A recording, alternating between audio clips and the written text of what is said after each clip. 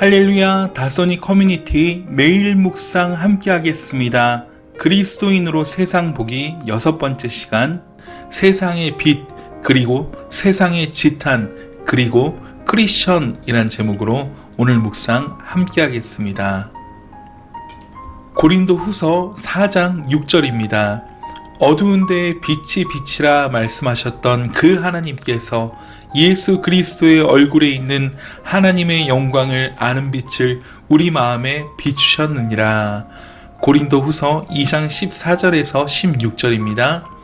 항상 우리를 그리스도 안에서 이기게 하시고 우리로 말미암아 각 처에서 그리스도를 아는 냄새를 나타내시는 하나님께 감사하노라. 우리는 구원받는 자들에게나 망하는 자들에게나 하나님 앞에서 그리스도의 향기니 이 사람에게는 사망으로부터 사망에 이르는 냄새요 저 사람에게는 생명으로부터 생명에 이르는 냄새라. 누가 이 일을 감당하리요. 아멘.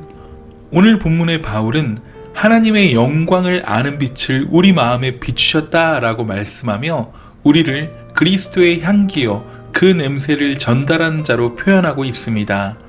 우리에게 예수복음의 생명을 전달하는 귀한 사명자여 세상에 빛을 비추는 자녀로 택하여 세우셨다 말씀하시는 것입니다.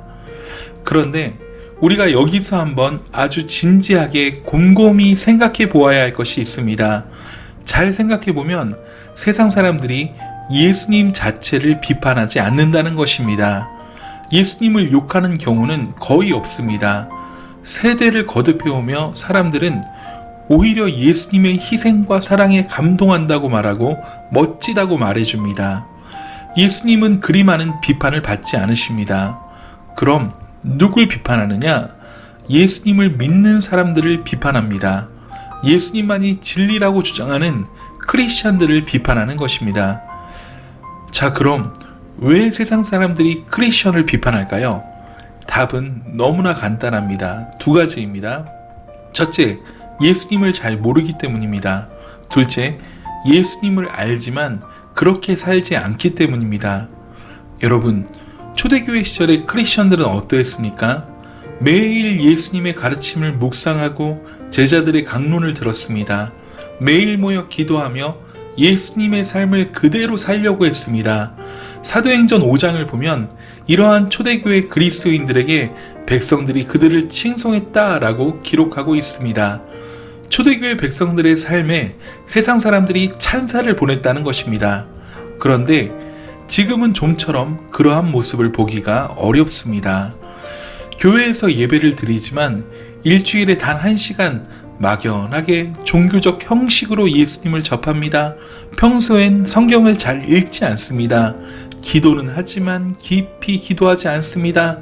그러니 예수님을 모를 수밖에 없는 것입니다. 오히려 예수님보다 이 교회와 교회 문화에만 더 익숙해져 있는 것입니다. 작은 예수가 아닌 종교인이 되어버렸습니다. 그러면서 난 크리스천이야 라고 착각하고 사는 것입니다. 여러분, 크리스천이라 함은 내 맘에 그리스도를 주인으로 모시고 그리스도 중심으로 사는 사람을 뜻하는 것입니다. 그런데 크리스천이라고는 하는데 그리스도가 마음에 없습니다. 삶이 도무지 예수 중심이 아닙니다. 그러니 굉장히 아이러니한 것입니다.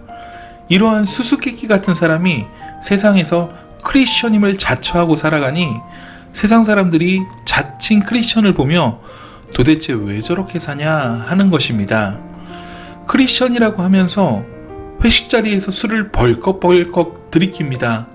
물론 분위기는 나쁘지 않습니다. 사람들은 겉으로 환영해줍니다.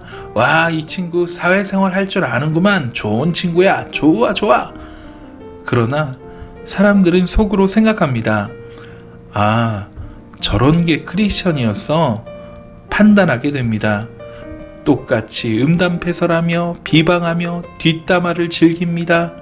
정직하게 일처리를 해야 하는데 거짓말하고 속이며 일을 하고 임기응변합니다. 믿지 않는 사람들에게 어떻게 보일까요? 세상 사람들은 그리스도인이라 하는 자들을 더 유심히 관찰하며 주목합니다. 크리스천에게는 더 높은 잣대로 판단해 버린다는 것입니다. 저런 게 크리스천이라면 난 절대 교회 안 가. 세상 사람들도 다 알고 있는 것입니다. 기독교의 예수님의 진리가 얼마나 높은 가치인지를, 성경의 가치가 얼마나 위대한 가치인지를 다 암암리에 인정하고 있는 것입니다. 어찌 보면 그들의 마음속에 우리 그리스도인들이 제발 그리스도인답게 살기를, 예수의 형상과 그 진리를 나타내 주기를 바라는 것일지도 모릅니다. 여러분, 해결 방법은 단 하나밖에 없습니다. 그것은 바로 예수를 알아야 합니다.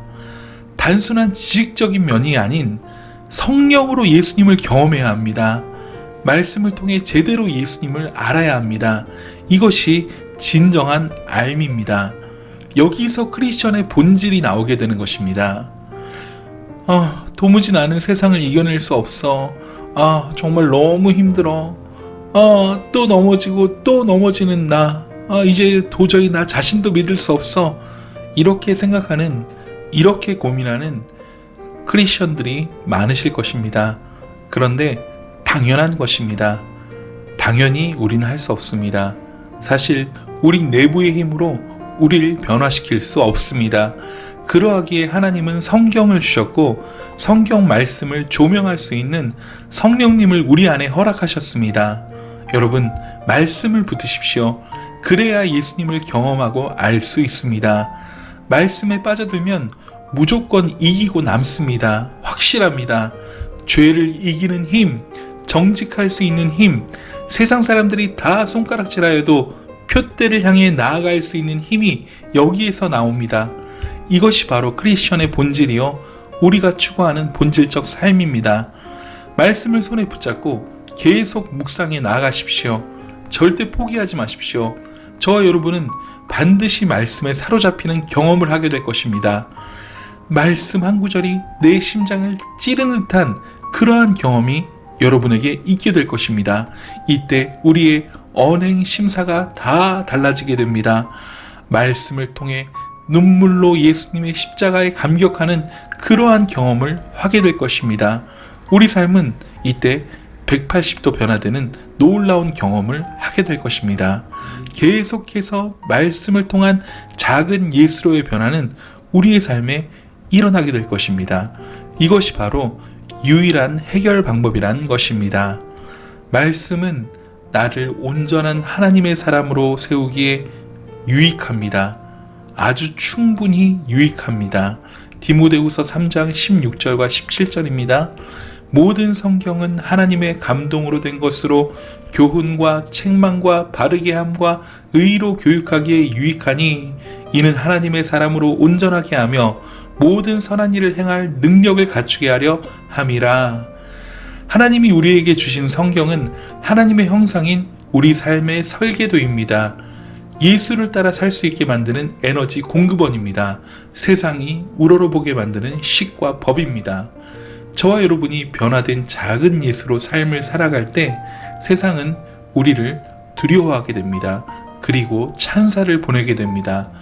초대교회 성도들을 백성들이 칭송했듯이 세상은 우리를 칭송하게 됩니다. 저와 여러분은 작은 예수가 되어야 합니다. 말씀 한 구절 읽으며 묵상을 마치겠습니다. 마태복음 5장 16절입니다.